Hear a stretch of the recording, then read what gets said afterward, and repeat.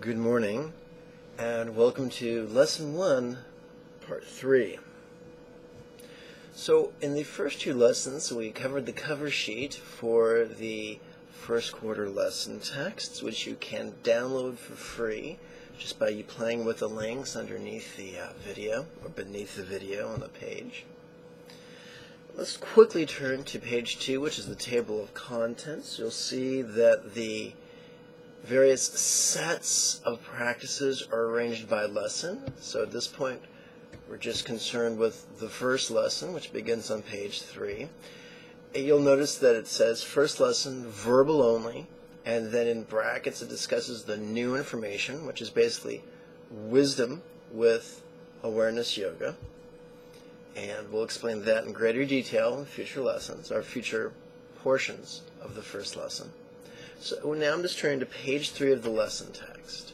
And if you're following along at home, by all means, pause the video, download the text, that way it'll all make more sense to you. So on page 3, it says, Chenrezig's intellectual and mystic paths to enlightenment. Now, the intellectual and mystic paths we're going to explore in great detail in a different lesson portion. Right now we're just going to look at the first word, Chenrezig. That's the Tibetan way of invoking the Buddha of compassion. In Sanskrit, he can be invoked as Avalokiteshvara, and in various regions or dialects of China as Quan Yin Pusa, or simply Quan Yin, or simply Kuan Yin. In Japan, this Buddha of compassion is often known as Kwanzin Bosatsu, or simply Kwanzin, or sometimes just Kanan. In Vietnam, often known as Quan Theam. Basically, any way you slice it, it's still the Buddha of compassion. Whether you call an apple pie, or you call it George, it's still an apple pie.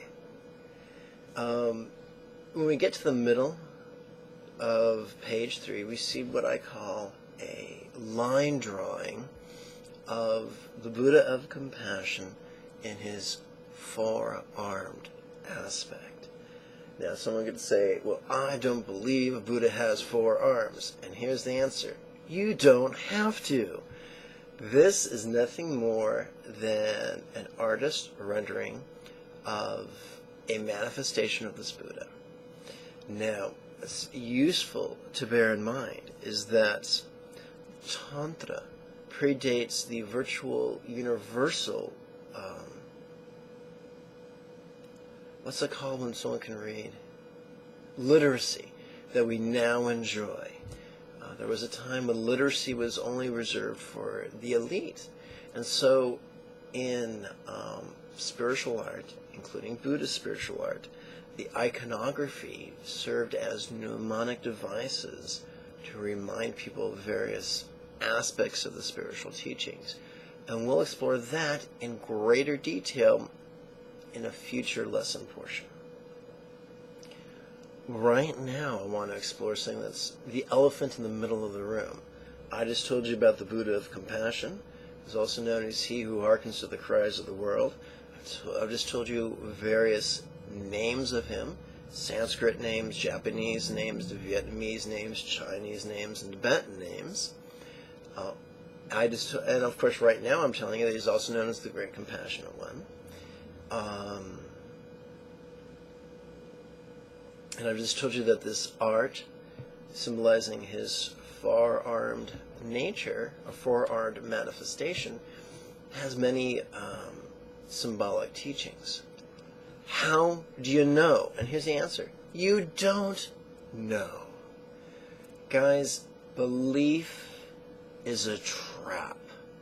Now, that's a radical teaching that might not compute, that might make you blink your eyes and download in your pants. But bear with me. I'll explain it to you. It could be argued that in the whole wide world, there are only 2 religions, fundamentalism and liberalism. And you could say, well, what about Judaism? What about Christianity? What about Islam? What about Hinduism? What about Sikhism? Or Sikh Dharma? What about Jainism? What about Taoism? What about Buddhism? All those religions can be, and their subsects can be divided into fundamentalism and liberalism. And fundamentalism and liberalism are found in every sect of every religion on every populated continent on this planet. So what's the problem with belief? After all, the fundamentalists teach us that belief is the end run around fear or ignorance or even hard work. The problem is belief has two major flaws. The first major flaw is that the very energy of belief. What is belief? Belief is a contrivance of intellect and emotion. We're saying to our brain, you will think this, and we're saying to our emotions, you will feel this. That, in and of itself, is a controlling intention. That, in and of itself, is a contrivance. The price of trying to force our mind to think certain things, the price of trying to force our emotions to feel certain things, is rigidity. And rigidity gives birth to intolerance. It is fueled by fear. The intolerance gives birth to aggression, and the aggression gives birth to vast amounts of suffering. Now, Lama Jigme, are you telling us that no good at all can come from belief? No, I'm not. Belief can be a shortcut that can help you advance on the path, but it will never help you complete the path. It can only take you so far on the path, and then it becomes a ball and chain that holds you down.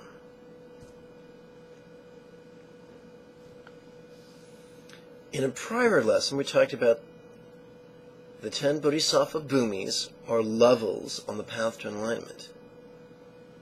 The rigidity, fear, intolerance, and aggression of belief make it impossible to accomplish the 10th bhumi.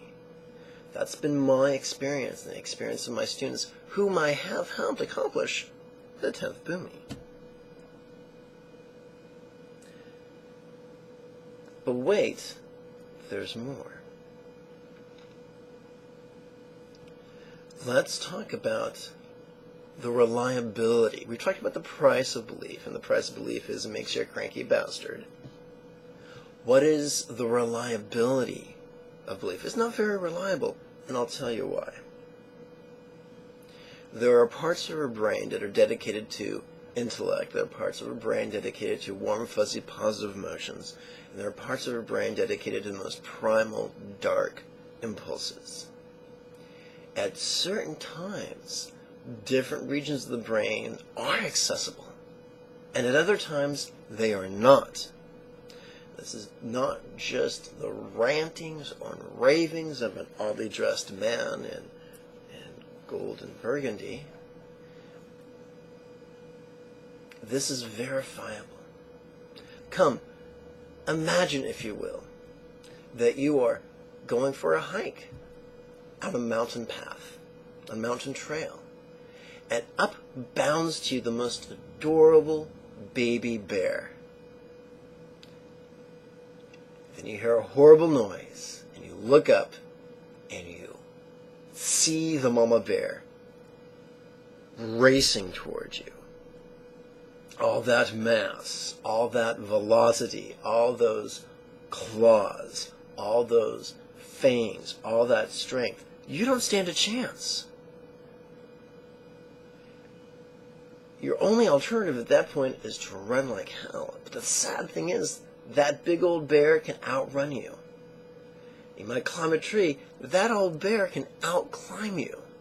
You're in a bad situation. In a life and death situation like that, if you watch someone on a sophisticated imaging device, you would see their blood mass actually leave their prefrontal cortex, making intellect no longer accessible. You would see it leave their midbrain and enter their brainstem, making warm, fuzzy, faith-like emotions impossible. So there are times when we are under sufficient stress that thinking, faith-inducing thoughts becomes impossible. And there comes time when we have sufficient stress that feeling, belief, and faith and trust becomes impossible. And this is not due to being weak or faithless. That's the way we were designed. If you don't like we were designed, I suggest you take it up with the manufacturer. Let me know how that works out for you. So here's the deal. When we experience either circumstantial stress or perceived stress or emotional stress, the same thing can happen. Our blood mass leaves our prefrontal cortex, our blood mass leaves our midbrain, and we become incapable of faith. So here's the dark irony. When we need it the most, faith deserts us. Now let's talk about that good old brainstem. Our brainstem is a rather simple fellow. Whenever encountering anything or being or phenomena, our brainstem just asks 5 questions. I call them the 5 F's. Your brainstem asks, hey, do I fuck it?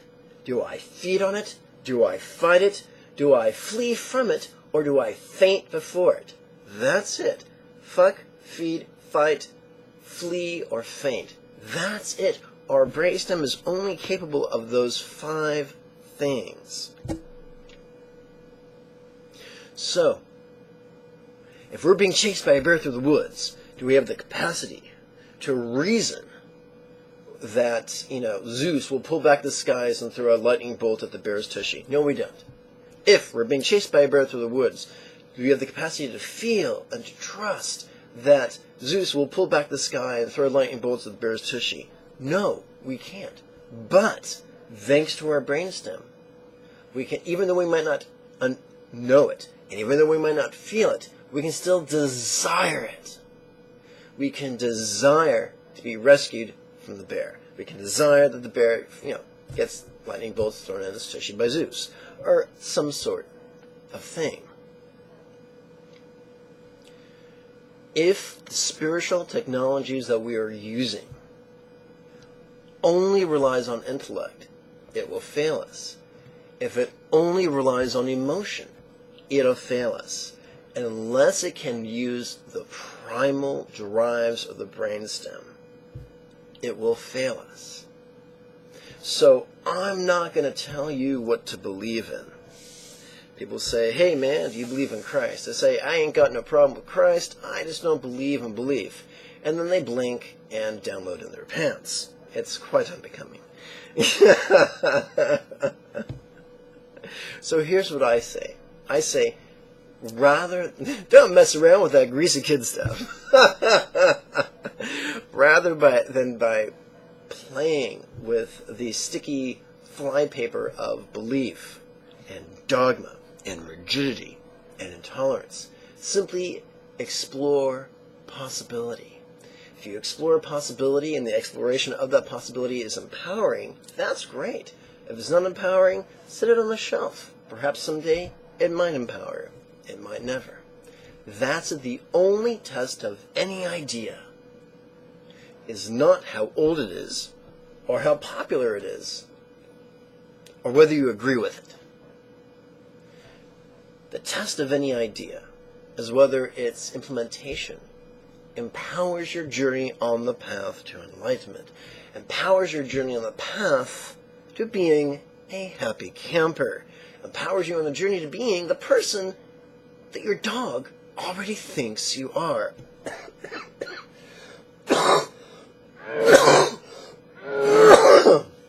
Pardon me. That's the only test of the teachings. So over and over and over again, you're going to hear me say, don't believe me because I got a cool haircut and bitchin' robes. Don't believe me because I've got my own channel on YouTube. Ooh, yeah, because no one can do that. Don't believe me because I have an extensive vocabulary. Simply do the test. That's it. Suspend judgment, receive my teachings, apply my teachings twice a day, every day for 6 consecutive days. Engage your judgment. Notice your results. If you get crap results, screw me, go find another teacher. When you get great results, come back, get more teachings. That's the test of the teachings. Not what we believe, not how not if we agree with them, not if they feel right, if they work. That's all that matters. Remember what Christ said, you'll know a tree by its fruit. Remember what the British used to say, the proof of the pudding is in the tasting. That's all you get for today, folks. Belief is a trap.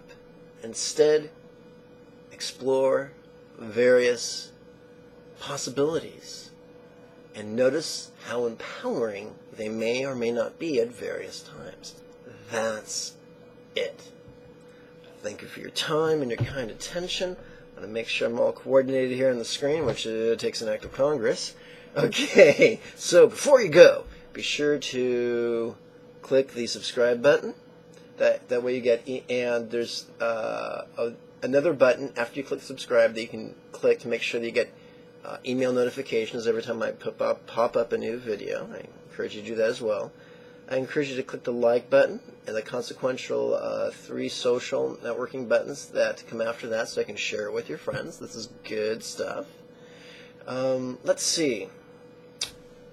Beneath their video there are various links that let you download the practice text that I keep referring to, and links that, and by the way, every time you watch a new video, you want to download the free practice text because it's updated, usually with new links and stuff like that.